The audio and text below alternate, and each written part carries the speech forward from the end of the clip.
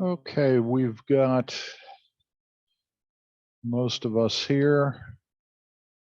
Thanks for joining this way. Had some, I understand the campus actually had substantial computer issues on Monday going into Tuesday and so forth. I certainly did. Pretty much wiped out, blue screened my computer and so forth. So it was, I think I mentioned it the other day. So it was not fixed Tuesday. And I guess with the religious holiday, some of the members from IT were not available. Anyway, long story short, I am told that computer is working, so I'm going to be in there tomorrow, and I'm going to try and make sure that's the case. So thanks for joining by Zoom tonight. It was not my preference, but it's an alternative. The other thing is that I do periodically have internet issues here, and part of it is because Optimum, who I'm not a big fan of, they are not, how should I say, real good at responding to issues, and they've been working on the lines and so forth. So if by chance I cut out, I will try and get right back. If after 5 minutes I'm not there, then go have dinner. So while we have internet, I do want to share screen and go through something today, PowerPoint deck, and we will do some other things on creativity and everything starting next week, and kind of somewhat stick to the schedule proposed on the syllabus. So let me see if the tech at my end is working. And if it is, we will chat about this for a bit. Okay.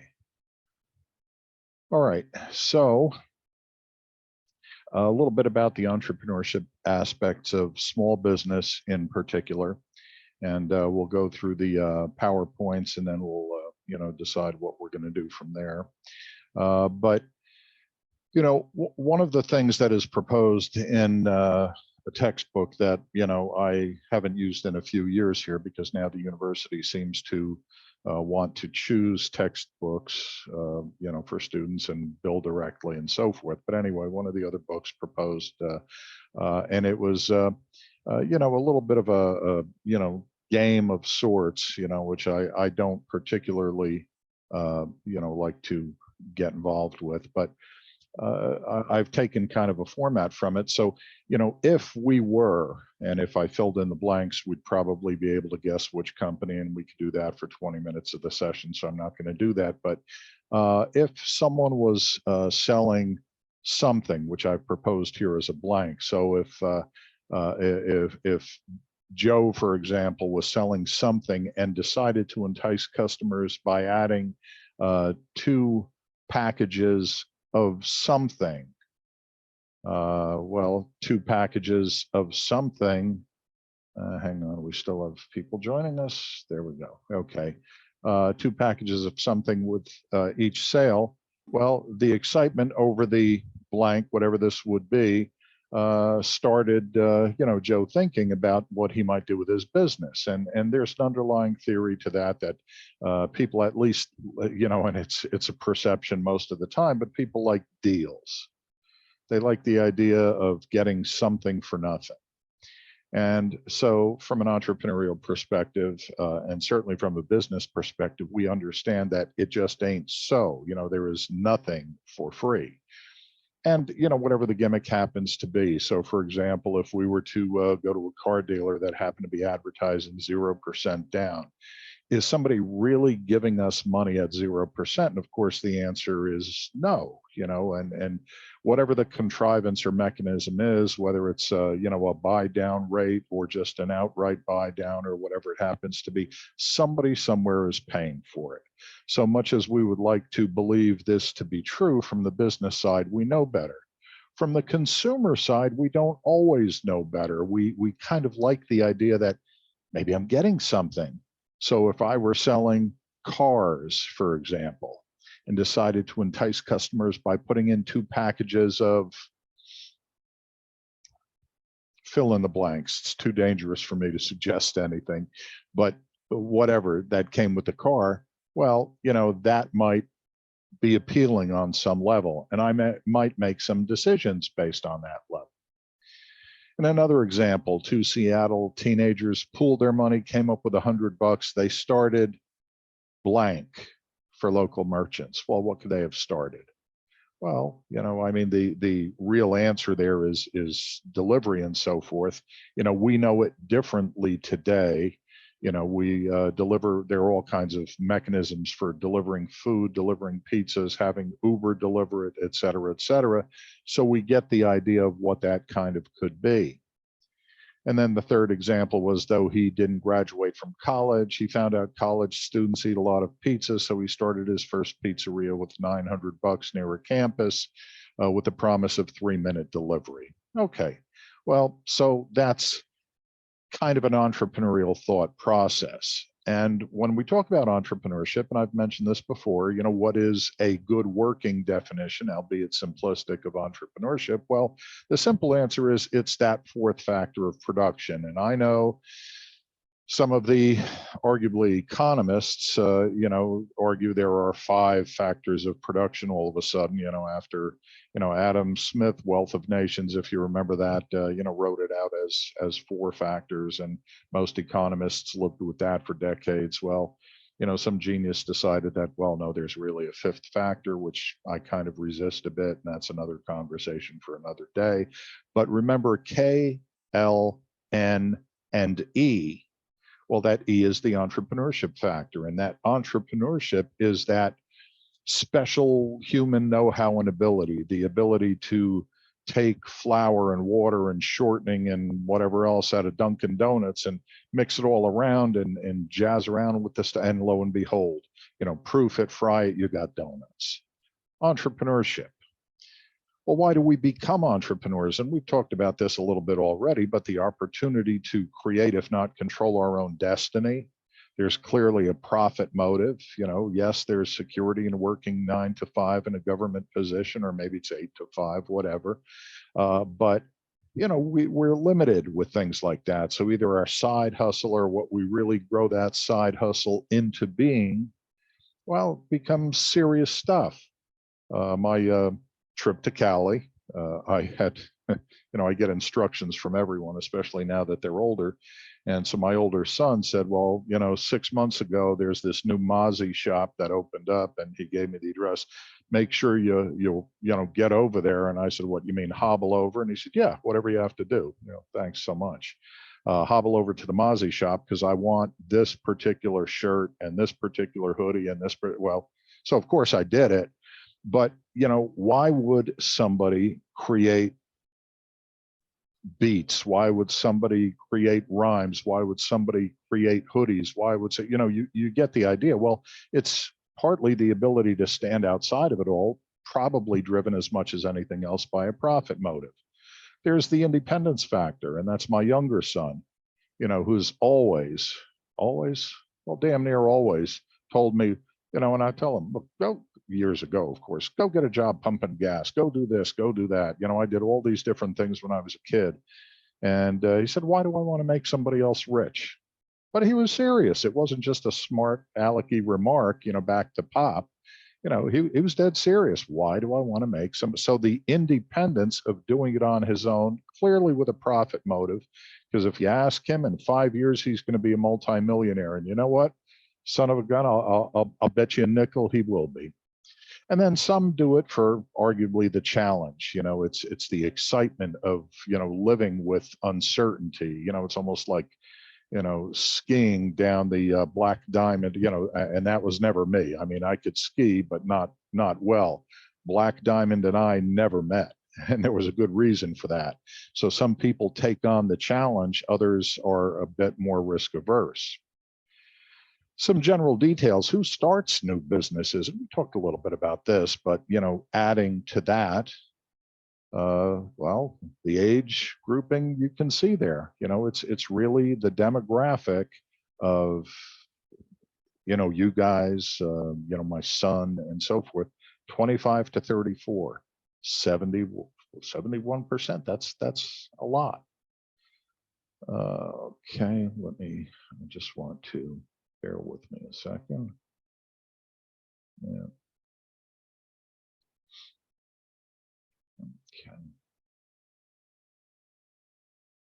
All right. Just wanted to check something there. So entrepreneurial attributes, well, obviously self-directed and self-disciplined. Takes a lot of, well, discipline to get up every morning, especially in the infantile stage of a business where you're trying to do something and there's very task-oriented, mundane, hard stuff to do. So it requires a certain amount of discipline. The idea of self-nurturing, because you know what? As much as some people portend or even pretend that they are exhibiting some kind of empathy, most often it's you live or die by your own hand. So the idea of self-nurturing, you've got to make yourself feel good. You've got to be an action-oriented individual, arguably highly energetic, and tolerant of uncertainty. In other words, risk-seeking versus risk-averse. Come on now. Entrepreneurship, working in teams, some would say partners, and I think that's generally a bad idea, but entrepreneurial teams. Then there's one of these textbook phrases, and I dislike this jargony kind of stuff, but one of the words was micropreneurs, and it applies in the context of largely, not exclusively, but largely home-based businesses. And it's not you're going to be the next Bill Gates or you're going to be the next, Hewlett Packard, starting from some Garagetronics operation and so forth, but content to get rich, do a small business, operate it mostly, predominantly, in quotes from your home. Now, home literally, probably not so much, but that idea. Typically, web-based businesses these days, as brick and mortar stuff, in many areas is kind of a dying, certainly morphing kind of an entity. And then there was always the one that I probably disliked the most out of textbooks was the idea of intrapreneurship or entrepreneurs, and that was basically translating or taking that entrepreneurial spirit, that drive, and that sense of ownership and so forth, and bringing that to work with you in a large firm. But to me, it was always antithetical to what entrepreneurship really is, because I mean, the idea of being an entrepreneur is standing outside of it all and blah, blah, blah, some of the stuff that we've said. So being an entrepreneur, I'm sure large businesses would love to have that entrepreneurial spirit on board. The difficulty among many is that oftentimes they're not really willing to pay for it.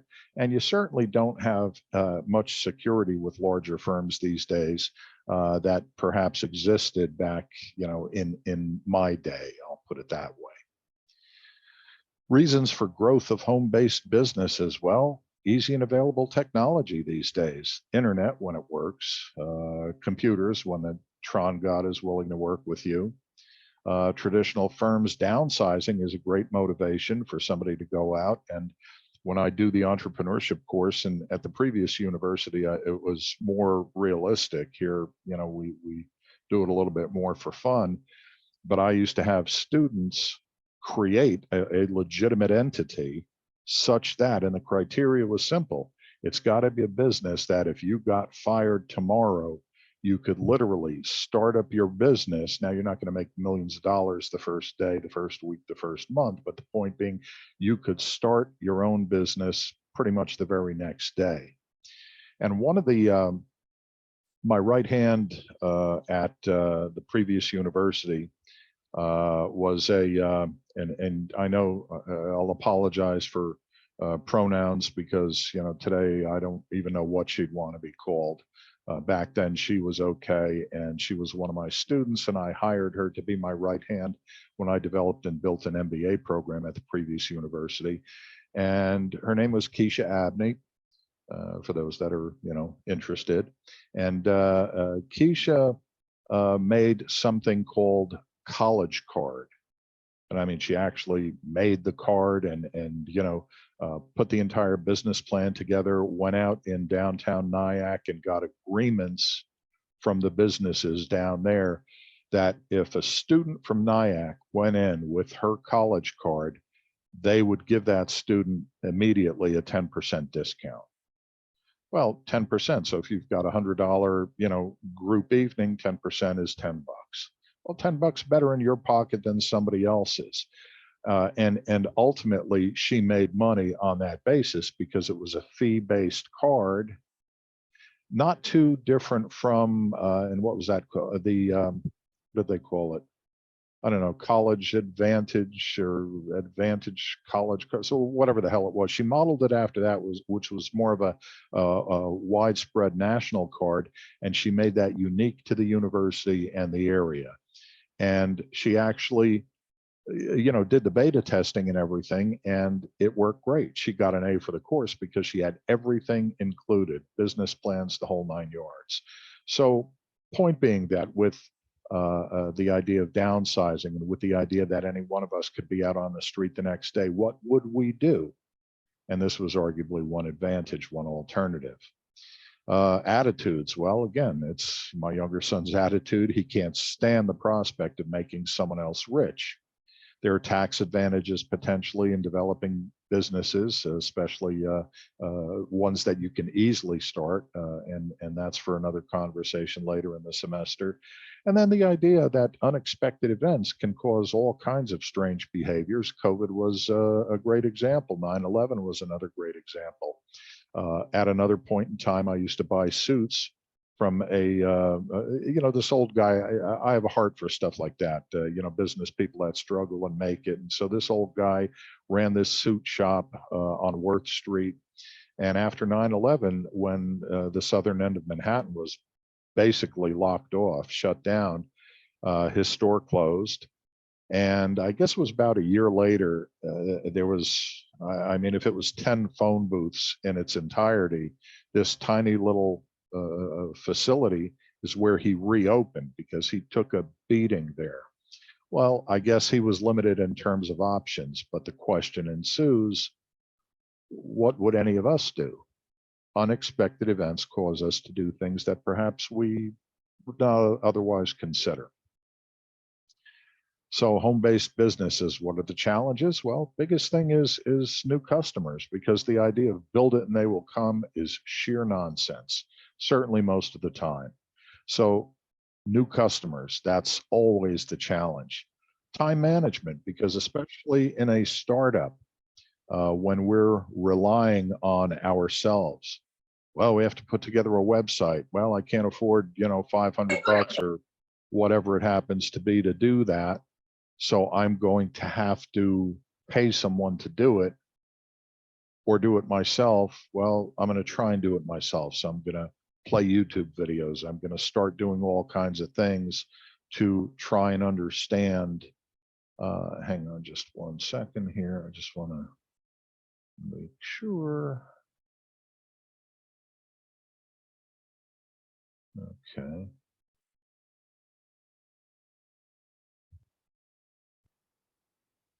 All right. I am going to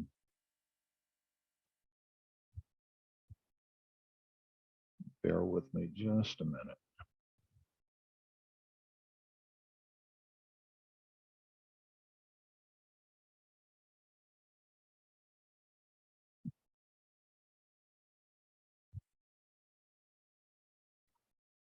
I want to make sure the internet's still working, and there is an issue. Yeah, we still hear you, Professor. All right, I appreciate that. Thank you. Okay. All right, I'm going to continue then.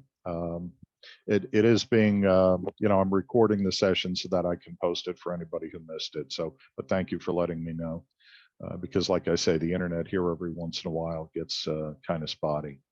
All right, so anyway, so you get the idea. So home-based businesses, time management is a function, because we actually have to learn to break up our day and say, look, today, no matter how much I may be, determined to get this website up and running, and I can rationalize it and justify it in all kinds of different ways, I have to get used to the idea that, look, I'm going to devote 2 hours to finding new clients. I'm going to devote 1 hour to working on this website build.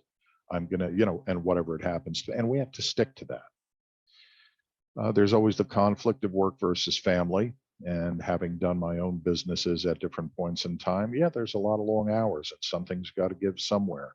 And almost always it's family. And that's a hard choice oftentimes.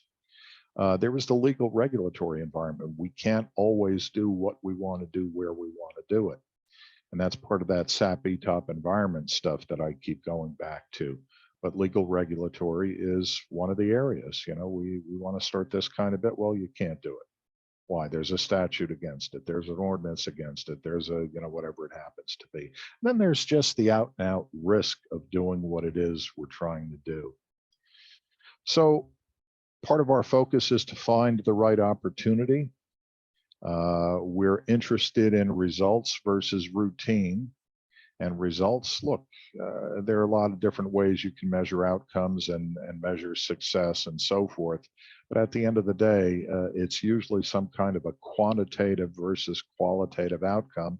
And it's usually profit driven, to be very honest with you. So results versus some routine of, well, I'm always going to do this. Well, we ought to be thinking about what I'm going to do to maximize the outcomes that I'm going to measure. And typically, again, that's profit.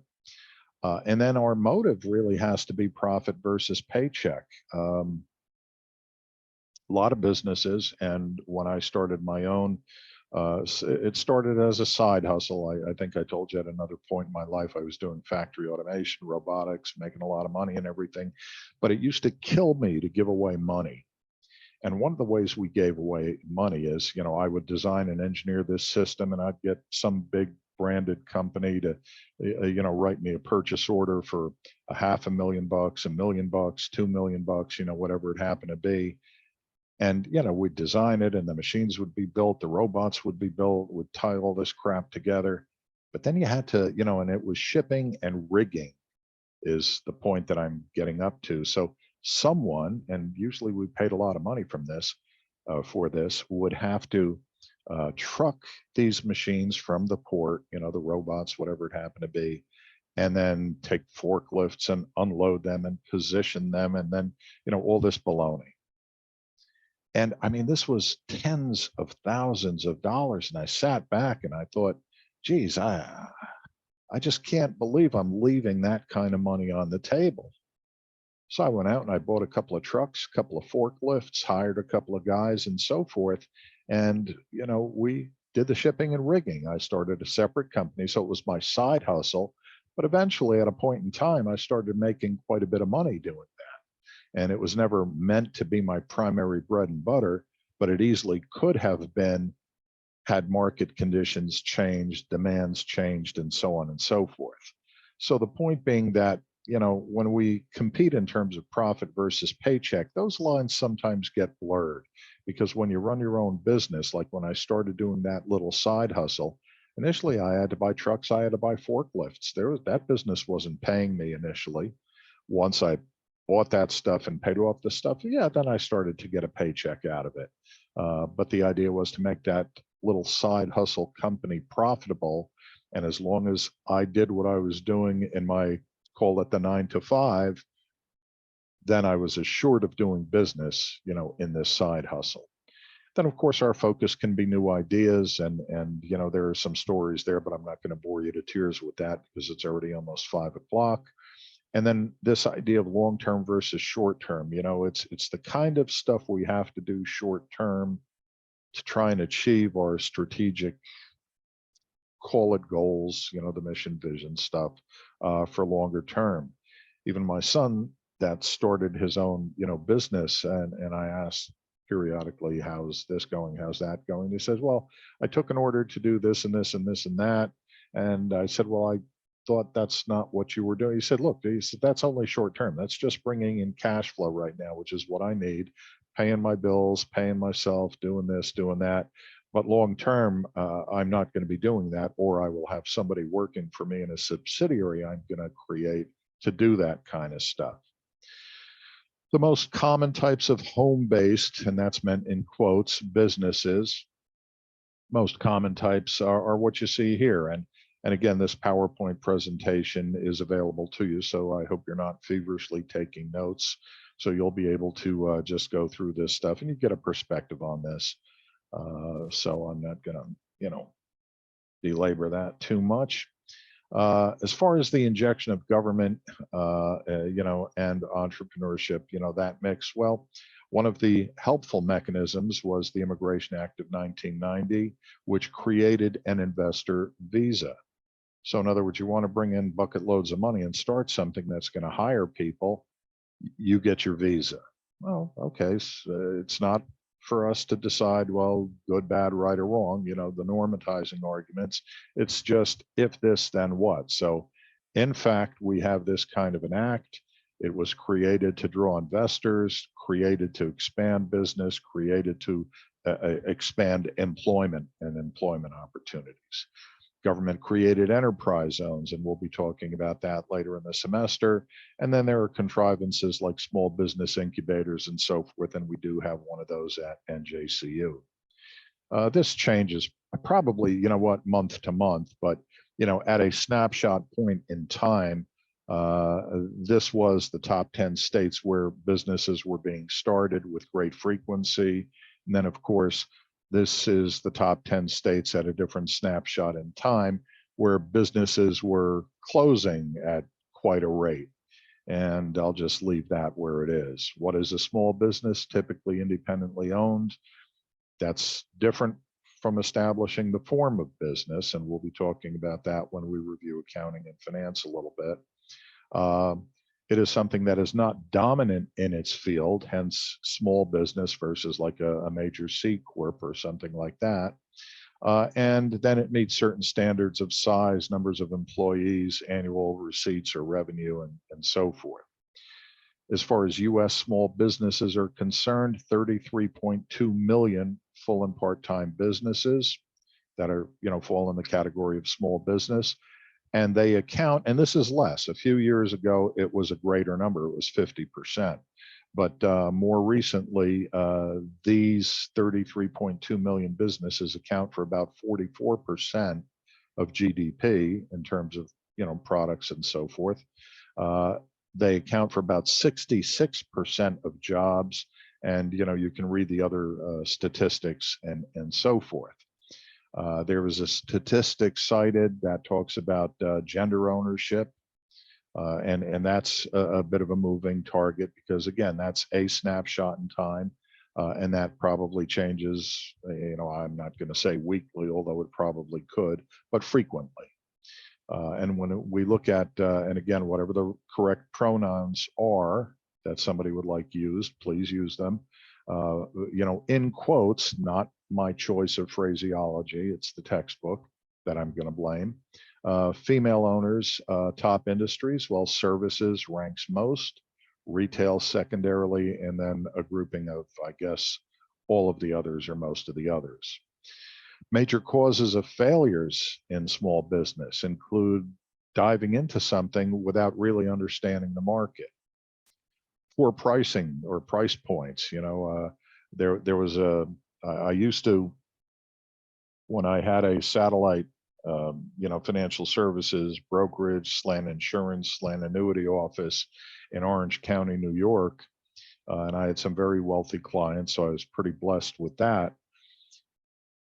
But I tried not to buy all my office computers and systems from one of these mega stores. There was a small computer operation in town, in North Jersey where I live. And, this real nice guy, this guy, Joe. And I said, look, Joe, here are some quotes from some of the, bigger competitors. And this is what I need. And, he looked it over and he says, well, he said, look, I can come close on most of it, but I can't beat this price. He said, I've got to make at least 20% on what I do for you, what I sell, what I program, et cetera. So I've got to make at least 20% or it's really just not worth me doing. And he said, of course, I want your business. Well, I went with him, but he was very upfront about it. But that brings into play this thing here. Now my son's target objective is to get a double every time he can. So if he, purchases a particular, whatever they are, Nike, I don't know if they're LeBron 27, Jordan 20, somebody 27s, I don't know, whatever the hell this crap is. Anyway, the point being, if he buys it for 120 he obviously wants to sell it for 240, AKA a double.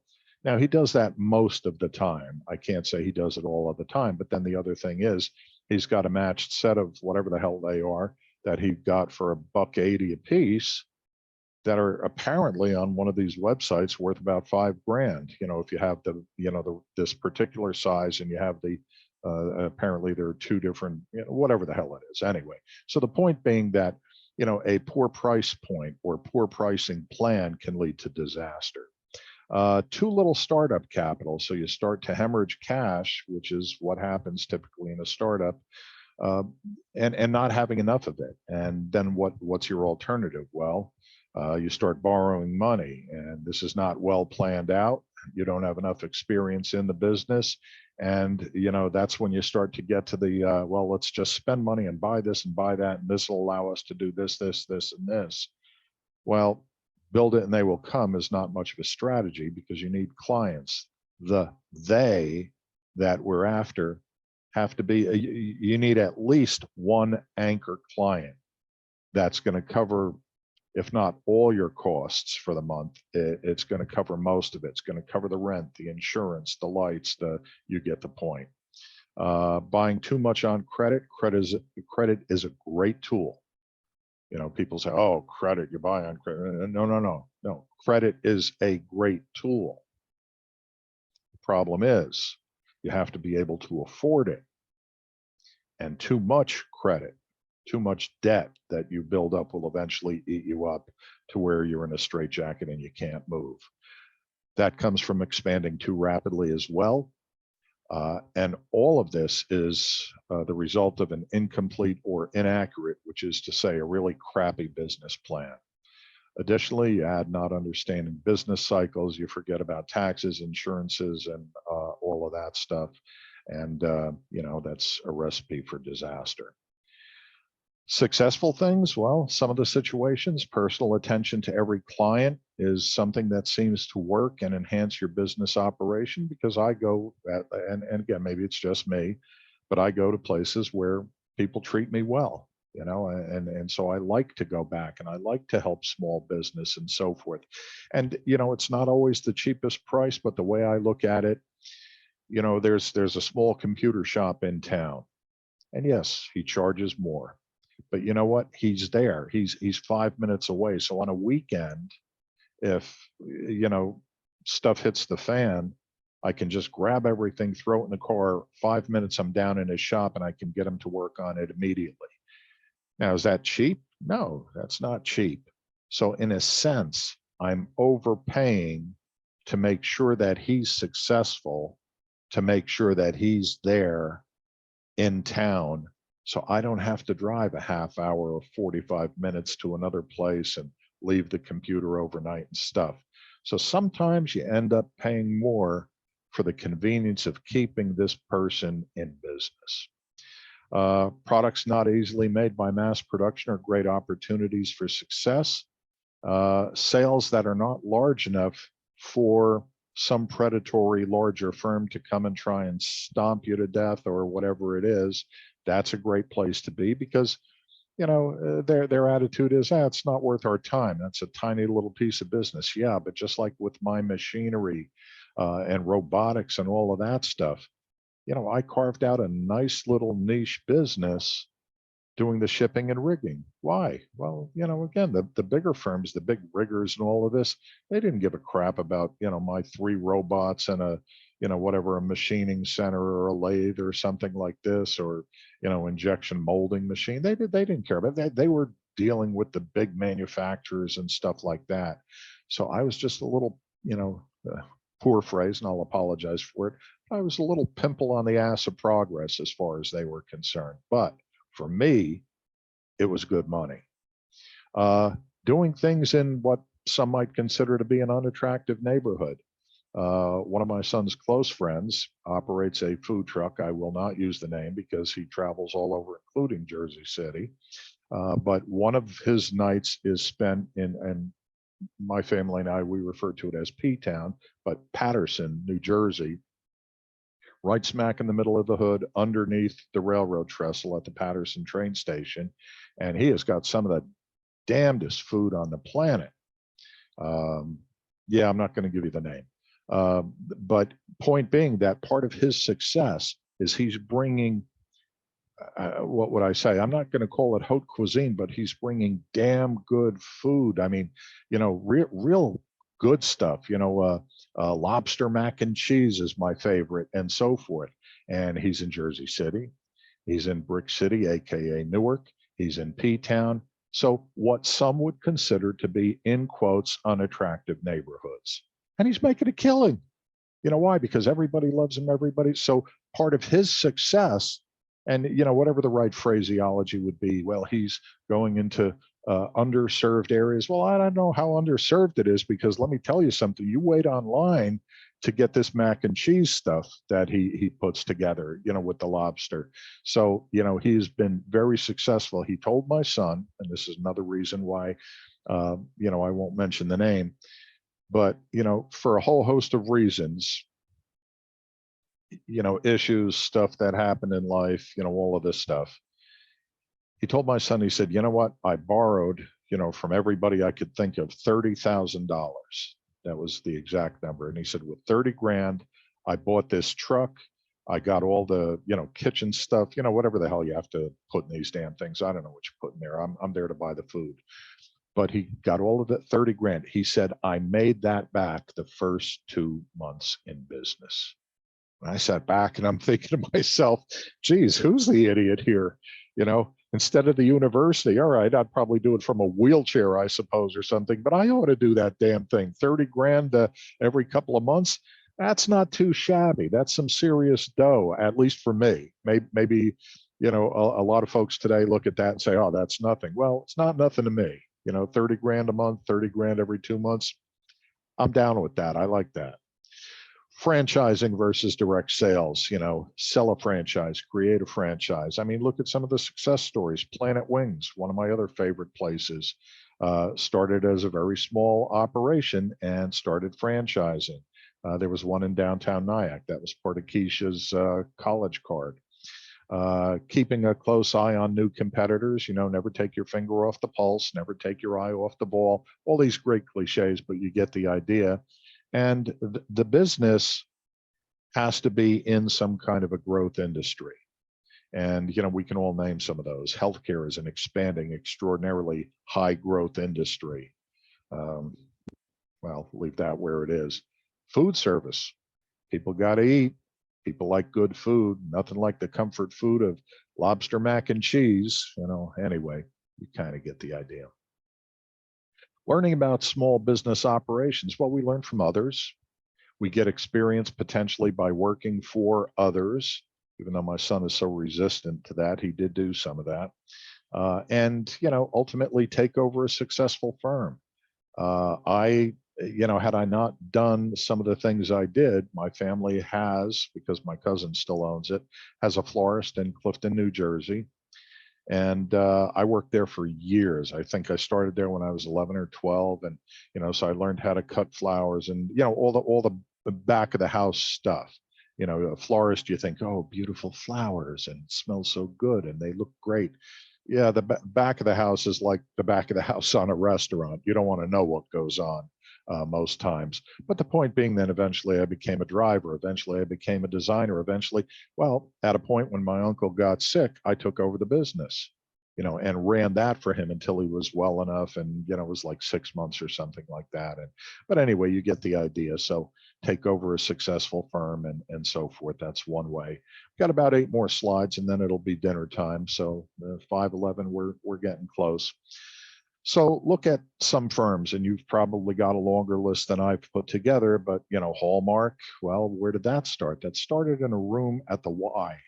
I mean, go figure. Williams Sonoma, well, they started in an abandoned hardware store. Estee Lauder, a vacant former restaurant. Walt Disney, well, Mickey Mouse was created in a garage. And the same thing with Hewlett Packard. That was a true garagetronics operation. And we can think of Steve Jobs and all of this stuff as well, and where Microsoft started and blah blah blah. Early sales of some well-known companies. Johnson and Johnson, their first year they sold $3,000 worth of Band-Aids. Look where they are, today. Cyrus McCormick, the farm machinery and all of this. Well, their first 10 years in business, they sold no reapers. Now, I confess I have no idea what that is. I'm from, Passaic, New Jersey, for God's sake. I don't know what a reaper is. I mean, Grim Reaper maybe, but that's about it. Subway, they sold, this is the entirety of the chain, the business, the Subway franchise. They sold 312 sandwiches on their first day. Burton snowboards, and my son, the older one, has one of the originals, supposedly worth a fortune or whatever, but they sold one their first year in business. And then Bose, everybody, with the Bose and the noise canceling and all this, blah, blah, blah.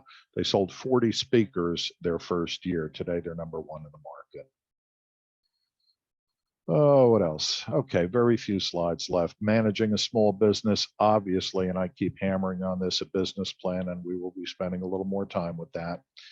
Adequate funding from sources. Some of these are realistic, some of them are not. Lenders, investors, likely. Angel financiers implies that somebody's got more money than brains, but that's a possible source.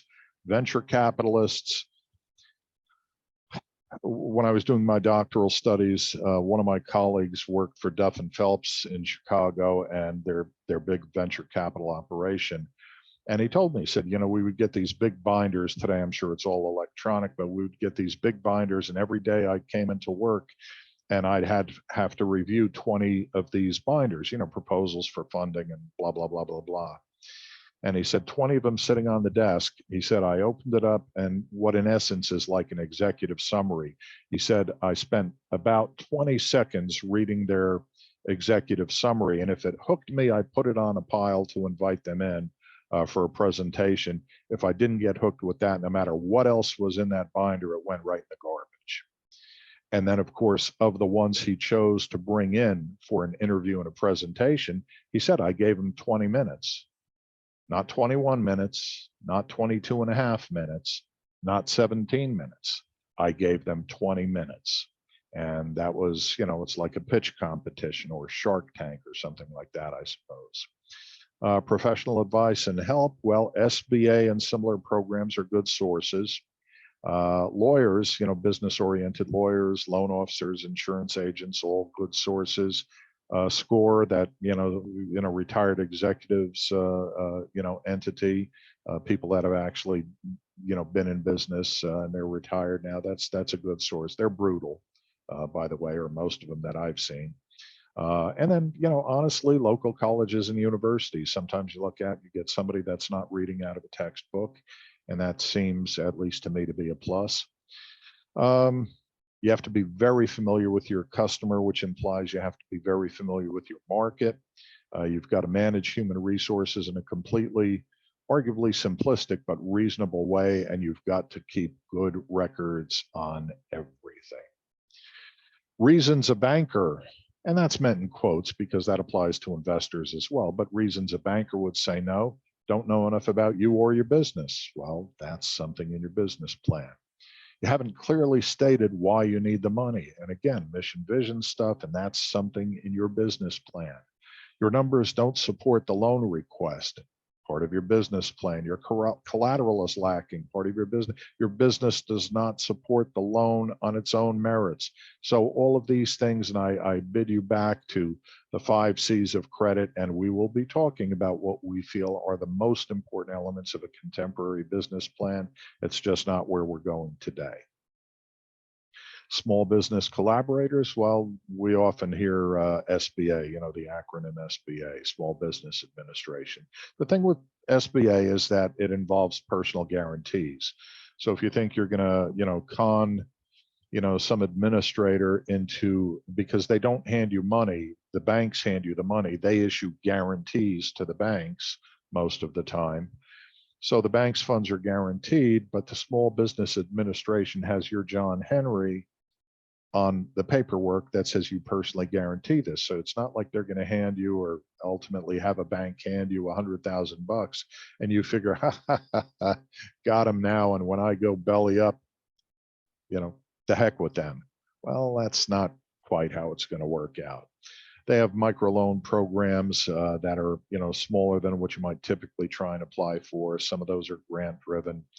You have the small business incubators, their sources of funding, small business development centers. And then, of course, for advice, certainly I mentioned SCORE already. Strategies, well, examine the market and ID areas for growth, that maybe you can jump into, profile best potential customers in the market, invest in sales training and technology. Everybody thinks they know how to sell. I would argue that a high percentage, what percentage? I don't know, big percentage though. People know do-diddy about sales and selling. Selling is not, a whole bunch of things it probably is, but one of the things it's not about manipulating and deceiving and what you can do to someone. It's absolutely not that. Refresh business perspective with outside inputs and objective views. One of the things we lack back in my Merrill Lynch days, I had clients that say, why am I paying you all this money, Lasky? And I said, very simple answer, objectivity. I don't give a damn about your money. I don't care. It's not my money. It's yours. So I'm making the best objective, data-driven decisions I can make, within a risk profile, so on and so forth. The reason you can't do that is you're sitting there saying, well, all right, the recommendation well, they're telling me to put 100 grand into this damn thing. Boy, I mean, what if they're wrong? What if I lose that 100 grand? Well, so you just shot yourself in the head is what you did in terms of investing. And for a whole lot of reasons, and that's not the purpose of this course. So that's another day, another course. And then the streamline business and eliminate waste strategy is always in play. Saving a business that's in trouble, and a lot of startups get there very quickly. But the objective is clearly to react and have, kind of tripwires along the way that are starting to tell you, benchmark yourself, certainly over the first year, probably 3. And, with these benchmarks, if you start hitting these tripwires telling you, hey, look, things aren't going so swimmingly, well, we've got to do something about that. Arguably a plan B and a bunch of other stuff. But in other words, react, but don't overreact. Most of the time, you'll know when it's time to circle the wagons. And usually it's not that first instance where you're up all night, in a cold sweat and so forth. Understand the financial situation that you're in. And if you can't do that yourself, if you're not a pro, find professional help. They will help you develop a recovery plan, be a visible, confident leader, remind employees, should you have employees, of their people have to have skin in the game to give it's like the university, I mean, we all are, and I know it's a cliche, but we're all kind of a university family. Everybody's got their position. So good things happen. Arguably, we all celebrate. The tenuous things happen. Well, we all kind of pull together. Well, what is it we can do, and how do we help? How do we fix this? That's the kind of staff and people that you need in business. And then, of course, do not get stung by the big business killer, bankruptcy. That's a tough one to come back from. Small business and global prospects, positives. Well, now you have a world market, not just a national market or a localized market. That helps you absorb excess inventory because it's an outlet for that most often. It will soften being able to do business globally. The whole world typically, and this is probably an atypical time, but the whole world typically does not go into recession at the same time. It's kind of a cycle. It starts here and then goes here and then eventually goes there. Like most markets and so forth. So typically, if you're doing business globally, when things start to get soft here, well, you concentrate a little more here. And, and it works its way around, and eventually things start to improve here as things are crashing there. So it's this constant ebb and flow and balancing act. So it helps soften domestic, or in this case, US downturns. It can extend product life. You learned all about marketing and product life cycle and all of this stuff. Same thing with the service industry. So when things start to dry up here for technology changes, whatever it happens to be, you have other outlets. Some of the negatives, well, financing becomes more difficult, especially when you start to involve currency exchange and rates of exchange tied to those currencies, because currencies don't all move. They're not all pegged, is the phrase. So you can chew up your entire profit plan just based on currency movements, and that involves hedging and other things. Again, different course. How to get started? Well, that's always an issue. Should it be direct sales? Should it be a network of distributors? Should it be franchising? And again, those are things to consider. We've started to talk about culture, and one of the killers is a lack of cultural understanding. We'll speak more about that. And then paperwork, especially in a global environment, is it's a life of its own. Advantages: deal with individuals, begin shipping orders faster, variety of suppliers, blah, blah, blah. Sources of information: Department of Commerce, site is given there. Small Business Administration, given there. And then usitc.gov, the harmonized tariff schedule, because that becomes an important part of doing business globally. And we'll be speaking a little bit about that further in the semester. And that is the end of my share. All right. Let's see. Just do this and that. Okay. Yeah, just about 5:30. So with that, questions, issues, concerns?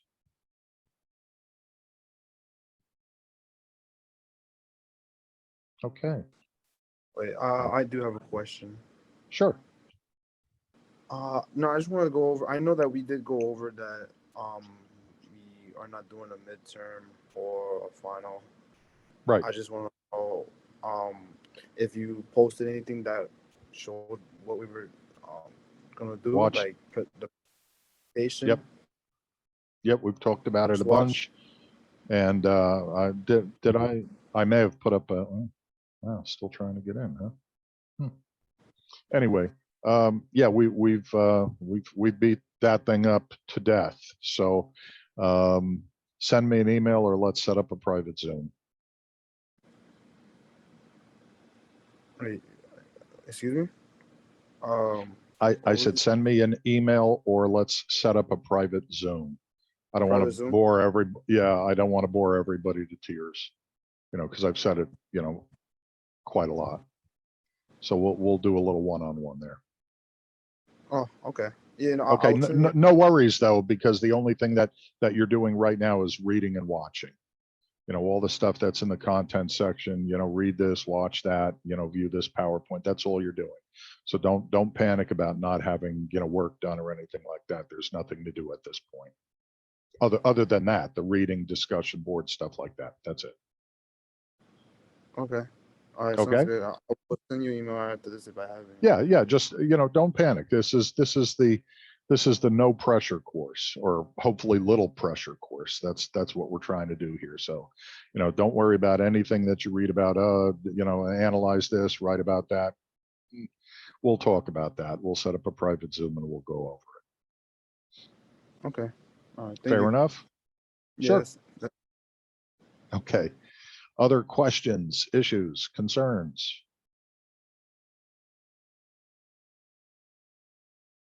Okay.